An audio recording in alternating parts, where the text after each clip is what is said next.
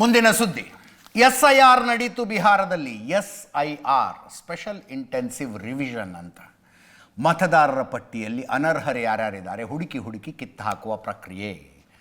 ಜೋರು ಗಲಾಟೆ ಆಯಿತು ಸುಪ್ರೀಂ ಕೋರ್ಟ್ನಲ್ಲಿ. ಕೇಸ್ ಆಯಿತು, ಕೇಸ್ ಏನು ನಿಂತ್ಕೊಳ್ಳಿಲ್ಲ. SIR ಅಂದುಕೊಂಡಂತೆ ಬಿಹಾರದಲ್ಲಿ ನಡೀತು. ಈಗ ಚುನಾವಣೆಗಳು ನಡೀತಾ ಇದ್ದಾವೆ.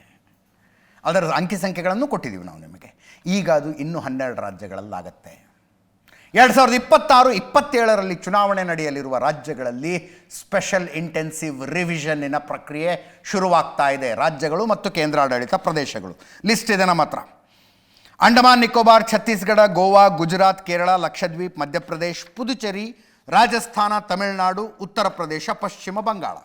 ಇಷ್ಟು ರಾಜ್ಯಗಳಲ್ಲಿ SIR ಮಾಡೋದಕ್ಕೆ ಚುನಾವಣಾ ಆಯೋಗ ರೆಡಿಯಾಗಿದೆ. ಎಲ್ಲ ರಾಜ್ಯಗಳ ಮುಖ್ಯ ಚುನಾವಣಾ ಆಯುಕ್ತರುಗಳ ಜೊತೆಗೆ ಸಭೆ ಮಾಡಿ ಈ ನಿರ್ಧಾರವನ್ನು ಮಾಡಲಾಗಿದೆ. ಅಸ್ಸಾಮದೊಂದಾಗಿಲ್ಲ, ಯಾಕಂದರೆ ಅಸ್ಸಾಂನ ಸಿಟಿಸನ್ಶಿಪ್ಗೆ ಸ್ಪೆಷಲ್ ಪ್ರಾವಿಷನ್ ಇದೆ, ಅಲ್ಲಿ ಮಾಡ್ತಾ ಇಲ್ಲ. ಜ್ಞಾನೇಶ್ ಕುಮಾರ್ ಮುಖ್ಯ ಚುನಾವಣಾ ಆಯುಕ್ತರೇ ಇದನ್ನು ಘೋಷಣೆ ಮಾಡಿದ್ದಾರೆ. ಅಂದುಕೊಂಡಂತೆ ವಿಪಕ್ಷಗಳ ವಿರೋಧ ಇದೆ. ತಮಿಳುನಾಡು ಮುಖ್ಯಮಂತ್ರಿಯೇ ಇದನ್ನು ಕಡುವಾಗಿ ವಿರೋಧಿಸಿದ್ದಾರೆ.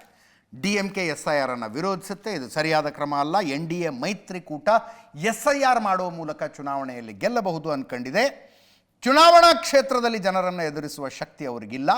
ಮತದಾರರ ಹಕ್ಕನ್ನು ಕಸಿದುಕೊಂಡು ಗೆಲ್ಲೋದಕ್ಕೆ ಪ್ರಯತ್ನಿಸ್ತಾ ಇದೆ, ಇತ್ಯಾದಿ ಹೇಳಿಕೆ ತಮಿಳುನಾಡು ಮುಖ್ಯಮಂತ್ರಿ MK ಸ್ಟಾಲಿನ್ ಅವರಿಂದ ಬಂದಿದೆ. ಇದೇ ಪ್ರಶ್ನೆಯನ್ನು ಮಾಡಿಕೊಂಡು ಸುಪ್ರೀಂ ಕೋರ್ಟ್ಗೆ ಹೋಗಲಾಗಿತ್ತು. ಸುಪ್ರೀಂ ಕೋರ್ಟ್ನಲ್ಲಿ ವಿವರವಾದ ವಿಚಾರಣೆ ನಡೆಯಿತು. ಆ ವಿಚಾರಣೆಯಲ್ಲಿ ವಿಪಕ್ಷಗಳು ತಮ್ಮ ವಾದವನ್ನು ಸಕ್ಷಮವಾಗಿ ಮಂಡಿಸುವುದಕ್ಕೆ ಆಗಲಿಲ್ಲ. ಇನ್ನು 12 ರಾಜ್ಯಗಳಲ್ಲಿ SIR ನಡೆಯುತ್ತೆ. ಅದರ ಮುಂದಿನ ಹಂತದಲ್ಲಿ ಕರ್ನಾಟಕದಲ್ಲೂ ಆಗುತ್ತೆ. 2028 ನಮ್ಮ ಚುನಾವಣೆ. ಆದ್ದರಿಂದ ಇನ್ನೂ ಟೈಮ್ ಇದೆ ಅನ್ನುವ ಕಾರಣಕ್ಕಾಗಿ ಈ 12 ರಾಜ್ಯಗಳು ಮತ್ತು ಕೇಂದ್ರಾಡಳಿತ ಪ್ರದೇಶಗಳ ಪಟ್ಟಿಯಲ್ಲಿ ಕರ್ನಾಟಕದ ಹೆಸರಿಲ್ಲ. ಉಳಿದ ರಾಜ್ಯಗಳಲ್ಲಿ ನಾಳೆಯಿಂದನೇ ಪ್ರಕ್ರಿಯೆ ಆರಂಭ. ಇದರೊಂದಿಗೆ ಇವತ್ತಿನ ನ್ಯೂಸ್ ಅವರು ಮುಗಿಸ್ತಾ ಇದ್ದೀನಿ. ನೇರಾದಿಟ್ಟ ನಿರಂತರ ಸುದ್ದಿಗಾಗಿ ನೋಡ್ತಾ ಇರಿ ಏಷ್ಯಾನೆಟ್ ಸುವರ್ಣ ನ್ಯೂಸ್.